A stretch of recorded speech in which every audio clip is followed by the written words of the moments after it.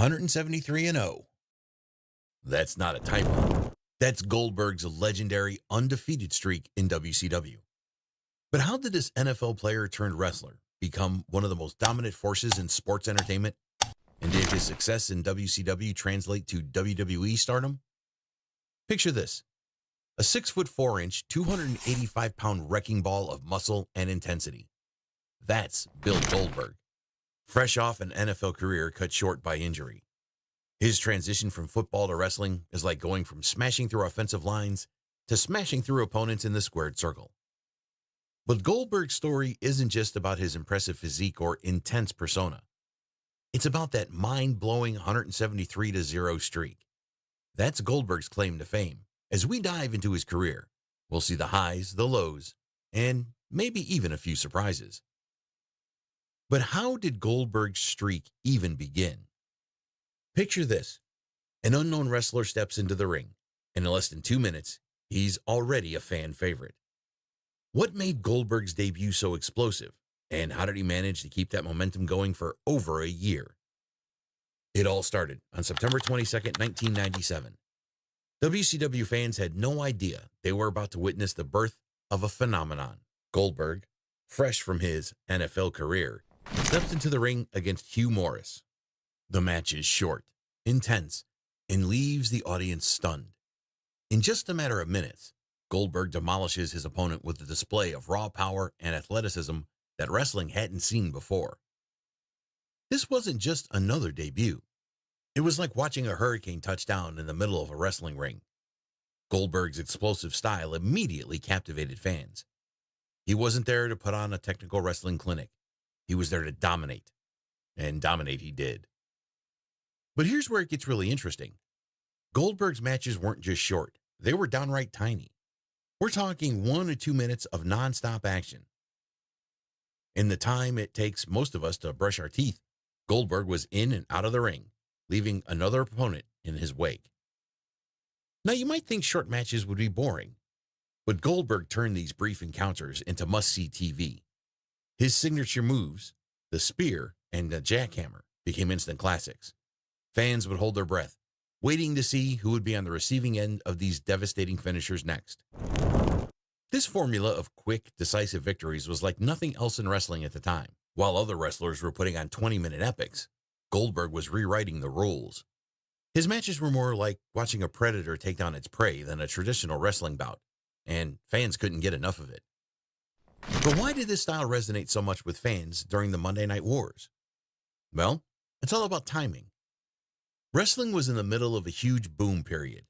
WCW and WWE were locked in a fierce battle for ratings, and everyone was looking for the next big thing. Enter Goldberg. His intense persona and no-nonsense approach were a breath of fresh air. In a world of complex storylines and over-the-top characters, Goldberg was refreshingly straightforward. He came, he saw, he conquered, and fans ate it up. Eric Bischoff, WCW's executive vice president at the time, saw something special in Goldberg. He recognized that Goldberg's charisma and the genuine reactions he got from fans could make him a top star. And boy, was he right. Goldberg's rise couldn't have come at a better time for WCW. The New World Order, NWO, had been dominating the narrative, and fans were ready for a new hero to get behind. Goldberg filled that role perfectly. He was the unstoppable force that could potentially take down the NWO, and fans rallied behind him in droves. His match against Raven on April 20th, 1998 was a turning point. Goldberg won the United States Heavyweight Championship, and it was clear that he was no flash in the pan. He was here to stay, and he was gunning for the top. What made Goldberg stand out even more was his unique persona. In a world of wrestlers who love to talk, Goldberg let his actions speak louder than words. His intensity and minimal dialogue made him stand out from the pack. He didn't need to cut long promos or engage in complicated storylines. His presence alone was enough to tell a story. Now, some critics might point out that Goldberg had a limited in-ring repertoire, but that's missing the point. Goldberg's appeal wasn't about technical wrestling skills. It was about his ability to connect with the audience through sheer power and presence. He was a force of nature, and fans couldn't look away. Goldberg's raw power captivated fans, but his undefeated streak took things to a whole new level. How did a simple 173-0 become the most talked about statistic in wrestling? And was it too good to be true? The streak that shook wrestling wasn't just about numbers. It was a phenomenon that turned Goldberg into a living legend. Every Monday night, fans tuned in to see who would be the next victim of Goldberg's unstoppable force. The anticipation was electric. Would this be the night someone finally cracked the code and defeated the undefeatable? Let's break it down. Goldberg's streak wasn't just a marketing gimmick. It was a storytelling masterpiece that kept viewers on the edge of their seats week after week. Each victory added to his mystique, making him seem more and more invincible. It's like watching a superhero origin story unfold in real time, with Goldberg as the indestructible protagonist. The streak significantly boosted Goldberg's popularity and was a key factor in WCW's ratings during the Monday Night Wars. He became a symbol of hope against the dominance of the NWO. Fans rallied behind him, seeing Goldberg as the one man who could take down the corrupt regime that had taken over WCW. But here's where things get really interesting. On July 6, 1998, Goldberg faced Hollywood Hogan for the WCW World Heavyweight Championship. This wasn't just another match. It was a clash of titans, a moment that would define an era. The Georgia Dome erupted as Goldberg speared Hogan and followed up with his devastating jackhammer. 1, 2, 3. And just like that, Goldberg was the new champion. The victory marked a pivotal moment in his career and solidified his status as a top star in wrestling. Now, let's address the elephant in the room. Was the streak really 173-0? Well, that's where things get a bit murky. The legitimacy of Goldberg's undefeated record has been questioned, with some insiders suggesting that the number was inflated due to WCW's promotion tactics. Chris Jericho, never one to mince words, pointed out the inconsistencies. One week he'd be 42-0, and 7 days later he'd be 58-0. Did stepping on bugs count? But here's the thing. Did the exact number really matter? The streak created an aura around Goldberg that made him seem truly unbeatable. It didn't matter if it was 173 wins or 100 wins. What mattered was that Goldberg was must-see TV. Every match felt like an event, a chance to witness history in the making. The streak wasn't just about Goldberg's dominance. It was about the anticipation, the what-ifs, the possibility that tonight might be the night it all came crashing down. It's like watching a high-wire act without a safety net. You know the fall is coming eventually, but you can't look away. And fall it did. At Starrcade 1998, Kevin Nash did the unthinkable. With a little help from Scott Hall and a taser gun, Nash pinned Goldberg and ended the streak. It was a controversial ending that left many fans feeling cheated. After all, it took outside interference to finally bring down the unstoppable force. The end of the streak marked a turning point for Goldberg's character. His aura of invincibility was damaged, leading to a decline in his character's effectiveness and audience support. It's like watching Superman lose his powers. Suddenly, the hero we thought was invincible showed vulnerability, and it changed everything. But let's not forget the impact Goldberg had during his rise. He was a response to the stale NWO storyline, offering a fresh alternative that resonated with fans looking for a new hero. In a world of complex characters and twisted allegiances, Goldberg was refreshingly straightforward. He came, he saw, he conquered, and fans couldn't get enough. From conquering hero to fish out of water, Goldberg's journey from WCW to WWE is a tale of expectations versus reality. How did the man who once seemed invincible suddenly become vulnerable in a new wrestling landscape? The end of Goldberg's streak was like watching a superhero lose their powers. Suddenly, the unstoppable force showed a chink in his armor, and everything changed. At Starrcade 1998, Kevin Nash did the unthinkable with a little help from Scott Hall and a cattle prod. The 173-0 streak was over, and with it, a piece of Goldberg's mystique. But the real trouble was just beginning. WCW, once a wrestling powerhouse, was crumbling. It's like watching a mighty empire fall, with Goldberg as one of its last great champions. As ratings dropped and poor booking decisions piled up, even Goldberg's star power couldn't save the sinking ship. When WWE bought WCW in 2001, fans held their breath. Would Goldberg make the jump? The anticipation was like waiting for your favorite band to announce a reunion tour. But Goldberg remained under contract with AOL Time Warner, leaving fans wondering if they'd ever see him in a WWE ring. Fast forward to March 31st, 2003, the night after WrestleMania 19, and boom, Goldberg finally debuts in WWE. The crowd goes wild. It's like seeing your childhood hero come to life. Goldberg confronts The Rock, and suddenly, it feels like the good old days are back. But here's where things get tricky. Imagine a fish trying to climb a tree. That's kind of what Goldberg's transition to WWE was like. In WCW, he was the big fish in a small pond, dominating with quick, explosive matches. WWE? That's a whole different ballgame. Kurt Angle put it best when he said Goldberg struggled to adapt to WWE's style. Longer matches, more complex storytelling. It was like asking a sprinter to run a marathon. Goldberg's match with The Rock at Backlash 2003 was supposed to be his big moment. Instead, it left fans scratching their heads, wondering where the explosive Goldberg of old had gone. Now, don't get me wrong.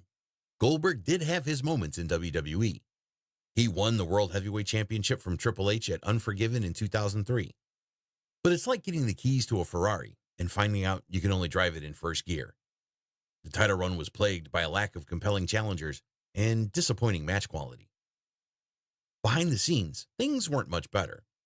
Goldberg's frustration grew like a pressure cooker ready to blow. He even had a backstage altercation with Triple H. It's like watching a star quarterback struggle to fit into a new team's playbook. But the real kicker? Goldberg's reputation as an unsafe worker. Remember that kick that ended Bret Hart's career? Yeah, that didn't exactly endear him to his fellow wrestlers. It's like being the new kid in school with a handle with care sign on your back. Goldberg's final match in his first WWE run was against Brock Lesnar at WrestleMania 20. Sounds epic, right? Well, it was epic, all right. Epically bad. Both men were booed out of the building. It's like watching your two favorite superheroes fight, only to realize they're both made out of cardboard. Ever wonder why Goldberg's first WWE stint lasted barely a year? It's a tale of mismatched expectations, backstage politics, and a string of unfortunate events that would make even the most seasoned wrestler cringe. Goldberg's WWE debut in 2003 was like lightning in a bottle. Fans were pumped to see the WCW legend finally step into a WWE ring. But that initial spark fizzled out faster than you could say who's next. His match against The Rock at Backlash 2003 left fans scratching their heads. Where was the explosive Goldberg they knew and loved? It's like Goldberg was trying to fit a square peg into a round hole. WWE's style was different from WCW, and Goldberg struggled to adapt.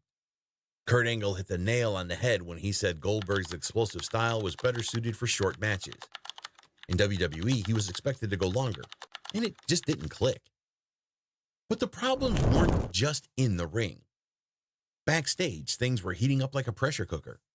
Goldberg got into a real-life scuffle with Chris Jericho.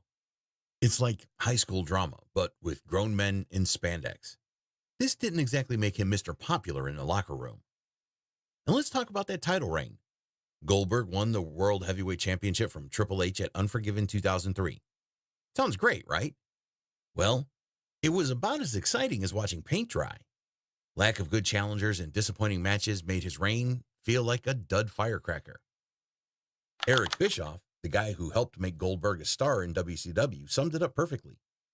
He said Goldberg had charisma but little experience. He wasn't ready for WWE style. It's like throwing an NFL player into a soccer match. Same field, totally different game. And don't get me started on the booking decisions. Goldberg in comedy segments? That's like casting Arnold Schwarzenegger in a rom-com. It just doesn't work. Fans wanted to see the unstoppable force from WCW, not a watered-down version doing skits. Remember that car chase segment with The Rock? Yeah, it was about as well executed as a toddler's art project. Instead of making Goldberg look like a badass, it made him look like a joke. Not exactly the image you want for your unstoppable force, right? Fast forward to 2016, and WWE is struggling to create new stars. The roster is packed with talent, but something's missing. Enter Goldberg, the man who once dominated WCW with his unbeatable streak. But here's the kicker. He's 49 years old and hasn't stepped into a ring in over a decade. It's like seeing your high school quarterback show up at the NFL draft. Everyone's wondering, can he still bring it? Survivor Series 2016 rolls around, and Goldberg's set to face Brock Lesnar. Now, Lesnar's no pushover. He's been tossing around guys half Goldberg's age like rag dolls. The smart money's on Lesnar to steamroll the old-timer.